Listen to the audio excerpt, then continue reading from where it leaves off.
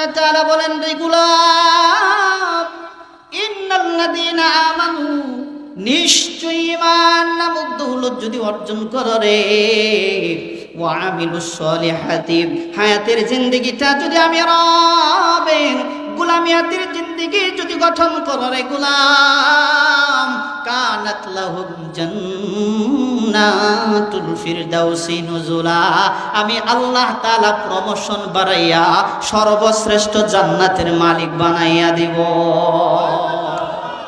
শুধু কি তাই না, আবার আল্লাহ তাআলা বলেন, খালিদিনা ফিহা লা ইয়াবগুনা আনহা হিওয়ালা, এমন জান্নাত আল্লাহ তাআলা আমাদেরকে দিবে যে জান্নাতের ভিতরে ঢুকলে পরে বান্দা আর বাহির হইতে চাইবে না। সুবহানাল্লাহর আওয়াজ নাই? প্রিয় ভাইরা আমার, আল্লাহ রাব্বুল আলামিন এই দুনিয়ার সিস্টেম অনুযায়ী আমার রব আল্লাহ তাআলা আমাকে আপনাকে দুনিয়ার জমিনে প্রেরণ করেছেন, কিন্তু একটা সময় গেছে রে, একটা সময় গেছে আমাদের অস্তিত্ব বলতে কিছু ছিল। এই আওয়াজ দিয়া বলেন, কিছু ছিল? কিছু ছিল না। আল্লাহ তাআলা বলছেন, হাল আতা আলাল ইনসানি হিনুম মিনাদ দাহরি লাম ইয়াকুন শাইআম মাযকুরা, এমন একটা সময় গেছে রে, অস্তিত্ব বলতে কিছুই আমাদের ছিল না। আমার নাম ছিল না, আমার ঠিকানা ছিল না, আমার বাড়ি ছিল না, আমার ঘর ছিল না, আমার আব্বা ছিল না, আমার আম্মা ছিল না, আমার স্ত্রী সন্তান কিছুই ছিল না রে। অস্তিত্ব বলতে কিছুই ছিল না, না ছিল আমার গ্রাম, না ছিল আমার শহর, না ছিল আমার ঘর বাড়ি। অস্তিত্ব যিনি দিয়েছেন, আওয়াজ দিয়া বলেন না ভাই, তিনি কে? কেমন করে যে রব আল্লাহ তাআলা আমাদেরকে অস্তিত্ব দিল, ও মিয়া, কেমন করে সেই রবকে আমরা ভুলে আছি? ঠিক কিনা? আওয়াজ দিয়া বলেন। সেজন্যই তো রব বলেন, যখন তোমার কেউ ছিল না রে বান্দা, তখন ছিলাম আমি, এখন তোমার সব হইছে রে বান্দা, পর হইছি আমি। এই কথা বলেন ঠিক কিনা? সেজন্যই মুসলমান ভাইরা আমার, আল্লাহ তাআলা বলছেন, ইয়া আইয়ুহাল ইনসান,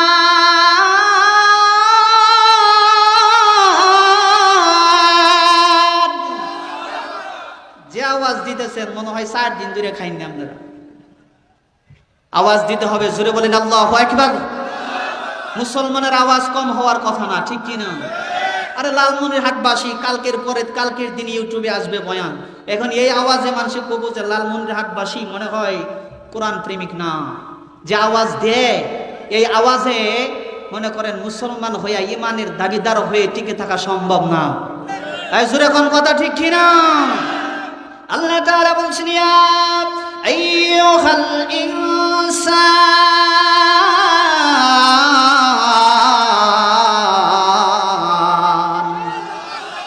মা গররাকা বিরাব্বিকাল কারীম।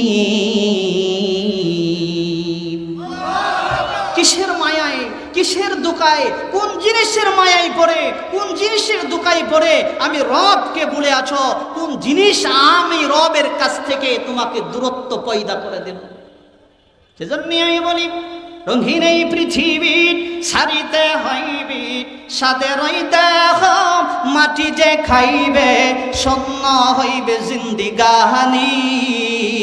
কার লাগিয়া এত মায়া, এত চোখের পানি, ঠিক কিনা? আরে মন কার লাগিয়া এত মায়া, এত চোখের পানি। সন্ধ্যা হলেই ডুবিবে বেলা, সঙ্গ হইবি বুড়িরি মেলা, ঠিক কিনা? সন্ধ্যা হলেই ডুবিবে বেলা, সঙ্গ হইবি বুড়িরি মেলা। কেউ বা দিবে আখেরি গোসল, কেউ বা দিবে তোমায় আখেরি গোসল, কেউ বা আনবে তোর দাড়ি। কার লাগিয়া এত মায়া এত চোখের পানি তোমার কার লাগিয়া এত মায়া এত চোখের পানি ঠিক না মুসলমান ভাইরা আমার যার লাগিয়া তুমি কান্দো যার লাগিয়া তোমার চোখের পানি যার লাগিয়া আমার মালিককে বলে আছো যেই সম্পত্তির মহাব্বতে আমার মালিককে তুমি বলে আছো যেই সন্তানের মহাব্বতে আমার মালিককে বলে আছো যেই রমণী সুন্দরী বিবির জন্য আমার মালিককে বলে আছো রে তুমি যখন দুনিয়ার জমিন থেকে চলে যাবা তোমার নাম হয়ে যাবে লাশ একটা দিন ঘরের ভিতরে রাখবে না মুসলমান ভাইরা আমার একটা দিন ঘরের ভিতরে রাখবে না রে ভাই রাখবে না একটা বার ভাইবা দেখছনি যে ঘরে তুমি ঘুমাইতা সেই ঘরের জায়গায় আছে বাড়িওয়ালা নাই যে খাটের উপর তুমি ঘুমাইতা রে ভাই সেই খাটের জায়গায় আছে রে বাড়িওয়ালা নাই যে আলনাই তুমি কাপড় ঝুলাইয়া রাখতা সেই ঘরের ভিতরে আলনা ঠিক হয়ে আছে যেই পোশাক তুমি পরতা রে বাবা সেই পোশাক তোমার গত ঘরের ভিতরে আছে কিন্তু বাড়িওয়ালা নাই সেই জন্যই আমি মাঝে মাঝে বলি বাড়িওয়ালা নাই রে বাড়ি নাই রে দুনিয়াতে বাড়িওয়ালা নাই রে বাড়ি নাই রে দুনিয়াতে চোখেরই পলকে তুমি হতে পারো লাশ এই কথা কয় না এই আওয়াজে ওয়াজ করুন যাইতো না আওয়াজ আছে তো চোখেরই পলকে তুমি হতে পারো লাশ চিরতরে বন্ধ হবে তোমারই নিঃশ্বাস চোখেরই পলকে তুমি হতে পারো লাশ চিরতরে বন্ধ হবে তোমারই নিঃশ্বাস হবে আলান তোমারই নাম মসজিদের মাইকে আরে হবে আলান তোমারই নাম মসজিদের মাইকে বাড়িওয়ালা নাই রে বাড়ি নাই রে দুনিয়াতে বাড়িওয়ালা নাই রে বাড়ি নাই রে দুনিয়াতে বাড়িওয়ালা নাই রে বাড়ি নাই রে দুনিয়াতে বাড়িওয়ালা নাই রে বাড়ি নাই রে দুনিয়াতে তোমার বয়ে থাকতো মানুষ ছিল বাহাদুরি ভাবনি হাওয়ায় উড়া তুমি যে রঙিন গুড়ি এই কথা কয় না ঠিক কিনা আরে তোমার বয়ে থাকতো মানুষ ছিল বাহাদুরি বাবনে হাওয়ায় ওরা তুমি যে রঙিন গুড়ি সুতোই টান দিলে মালি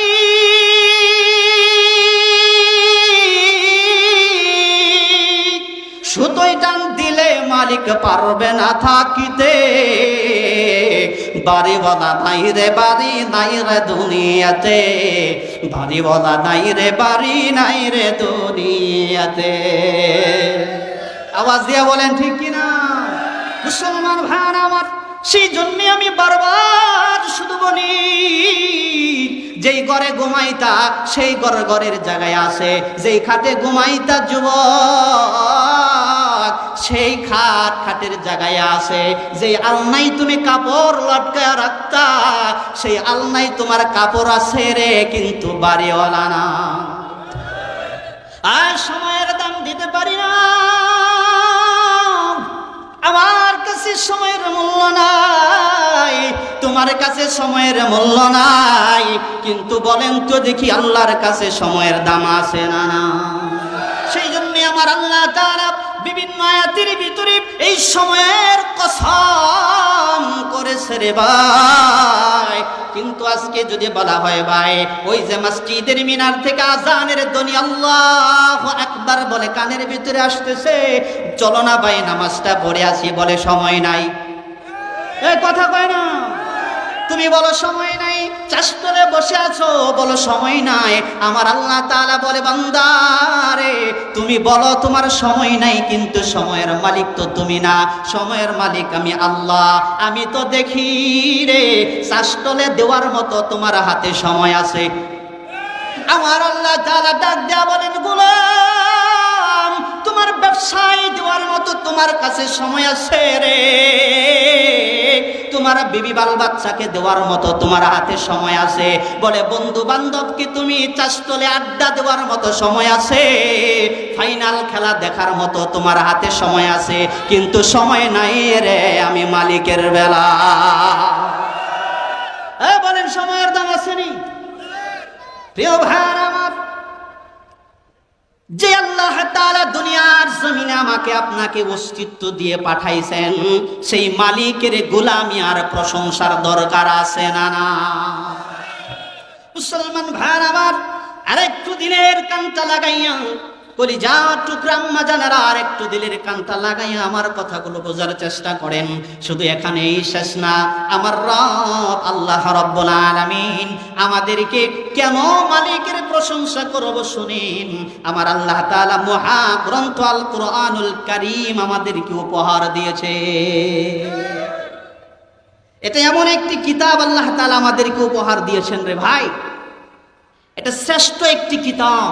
যে কিতাব আল্লাহ তাআলা আমাদেরকে দিয়েছেন, আল্লাহ তাআলা তার পয়গম্বরের মাধ্যমে জানায়া দেয় এটা এমন একটি বরকতময় কিতাব, যে কিতাব থেকে আমি আয়াতে কারিমা তেলাওয়াত করেছি। আল্লাহর পয়গম্বর বলেন কোন ব্যক্তি যদি আমার উম্মতের ভিতরে এই কুরআনুল কারীমকে ওযু অবস্থায় ধরে তার হাতের গুনাহ আল্লাহ মাফ করে দেয়। জবান দিয়ে তেলাওয়াত করার কারণে আল্লাহ তাআলা জবানের সগীরা গুনাহগুলো আমার আল্লাহ তাআলা মাফ করে দেয়।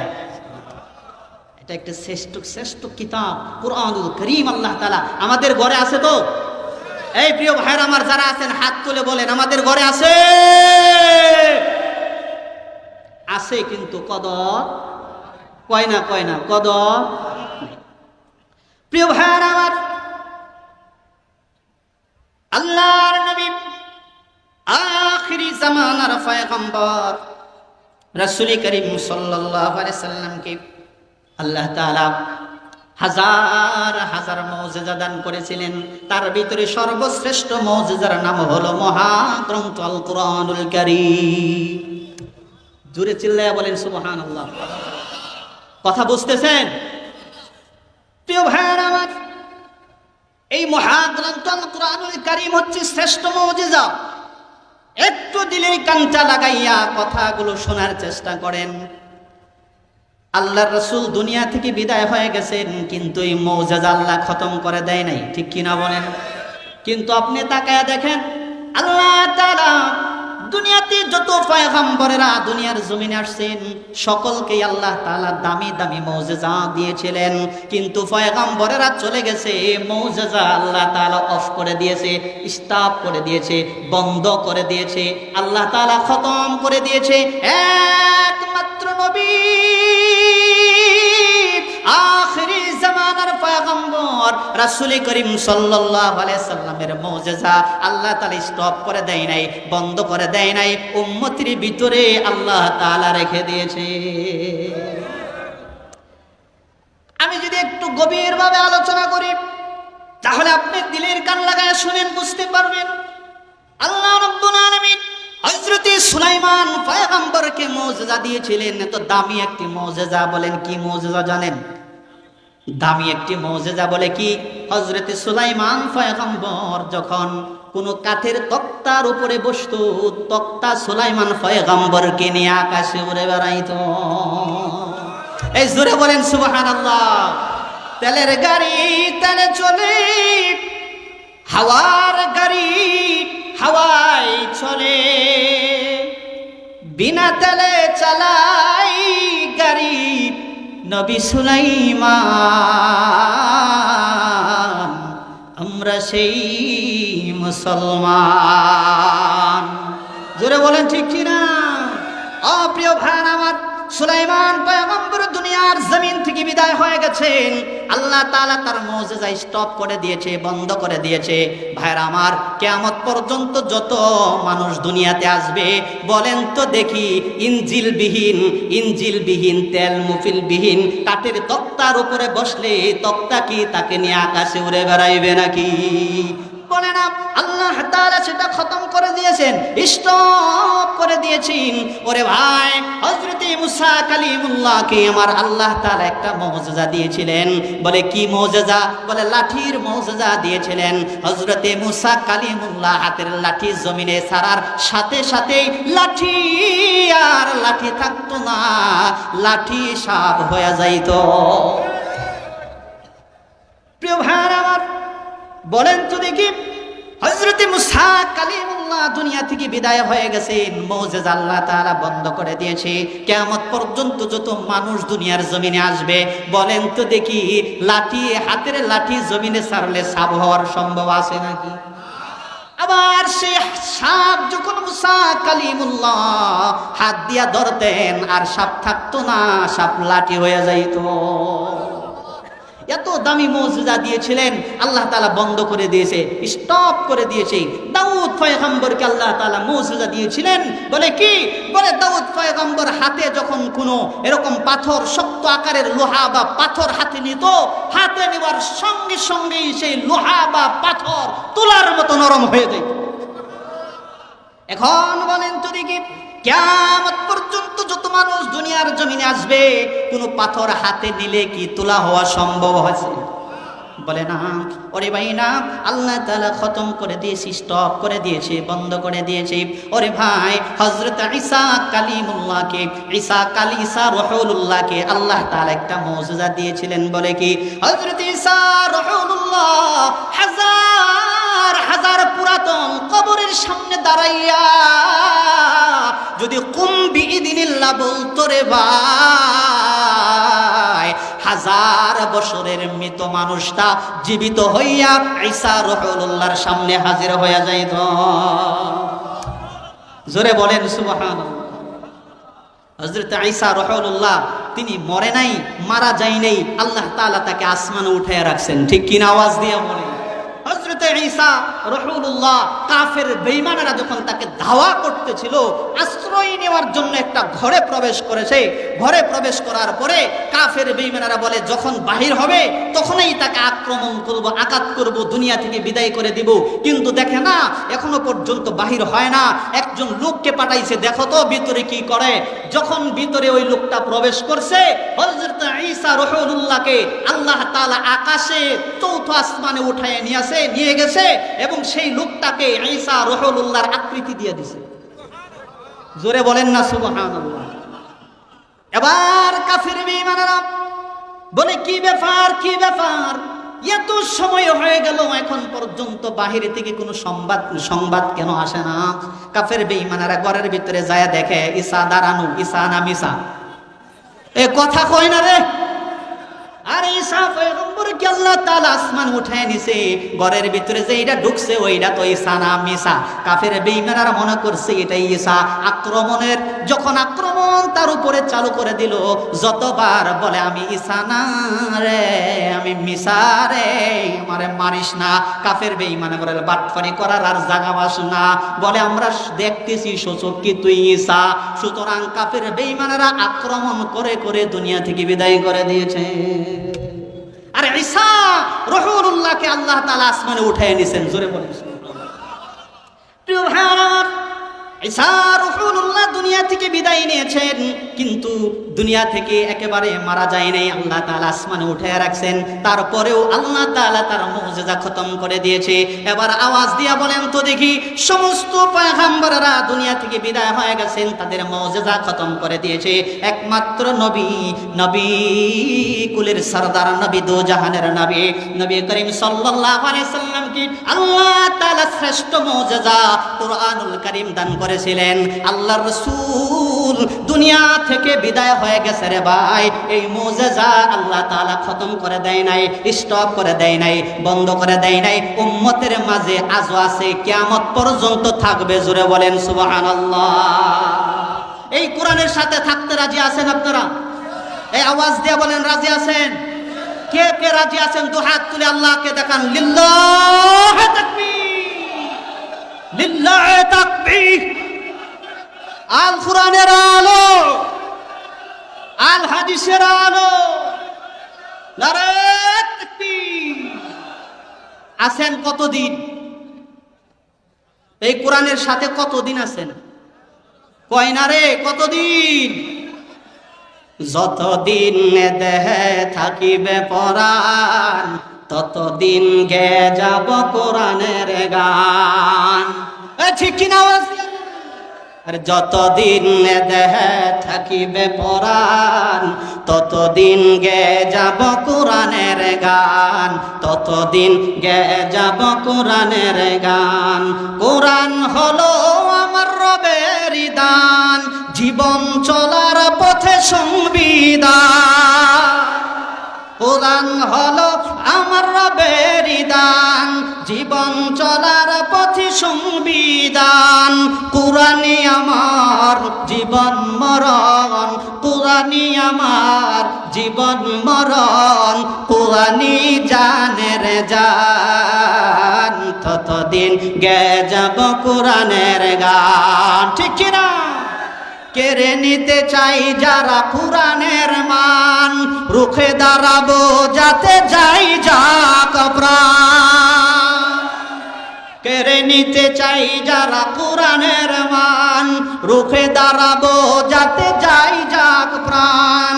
জানো কি তোমরা পরপারে, জানো কি তোমরা পরপারে, শহীদের আছে কি সম্মান, ততদিন গে যাব কোরআনের গান। জোরে বলেন আমিন। এই জোরে মুহাব্বতে বলেন আমিন। রাজি আছেন ভাইরা? যারা কোরআন পড়ে, যারা কোরআন পড়ায়, অর্থাৎ উলামায়ে কেরামদেরকে মুহাব্বত করবেন। রাজি আছেন? কোরআনকে মুহাব্বত করবেন, কারণ জাতির শ্রেষ্ঠ সন্তান। শুধু তাই না, আল্লাহ রাসূল সাল্লাল্লাহু আলাইহি ওয়াসাল্লাম তিনি বলেছেন, খায়রুকুম মান তাআল্লামাল কুরআনা ওয়া আল্লামা, শ্রেষ্ঠ হলো তারা বলে যারা কোরআন পড়ে এবং পড়ায়। জোরে বলেন সুবহানাল্লাহ। আল্লাহ তাআলা আমাদেরকে কবুল করুন। জোরে বলেন আমিন। এই কোরআনের জন্য আল্লাহ কবুল করুন। জোরে বলেন আমিন। প্রিয় ভাইয়েরা আমার, মনে আছে তো সূরাতুল হজের 1 এবং 2 দুইটা আয়াতে কারিমা তেলাওয়াত করেছিলাম, মনে আছে? আল্লাহ তাআলা আমাদেরকে কিছু কথা বলা এবং শোনার তৌফিক দান করুন। জোরে বলুন আমিন। মুসলমান ভাইয়েরা আমার, পর্দার আড়ালে কলিজার টুকরা আম্মা জানেরা, দিলের কানটা লাগাইয়া একবার কথাগুলো খেয়াল করে বোঝার চেষ্টা করুন।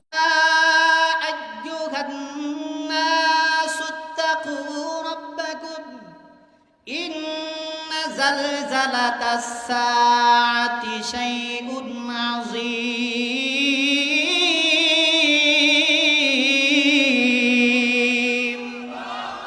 يا أيها الناس اتقوا ربكم ও দুনিয়ার মানুষ, সুত্তাকু রাব্বাকুম, আল্লাহকে ভয় করো। কাকে?